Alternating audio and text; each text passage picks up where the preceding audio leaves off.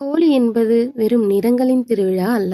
அது நன்மை தீமையை வென்ற நாள் என்பதை நினைவூட்டும் ஆன்மீக கொண்டாட்டம்.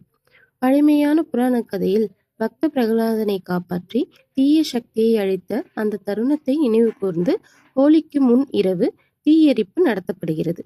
அது நம்முள் இருக்கும் அகம்பாவம், பொறாமை, கோபம் போன்ற தீய எண்ணங்களை எரித்துவிட வேண்டும் என்பதை கூறுகிறது.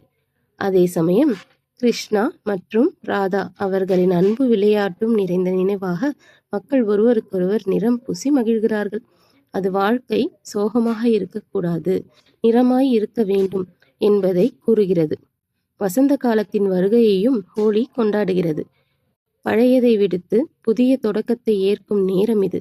இந்த நாளில் சண்டைகள் மறந்து மனக்கசப்புகள் விட்டுவிட்டு ஹோலி ஹே என்று சொல்லி அன்புடன் அணைத்துக் கொள்வது வழக்கம்.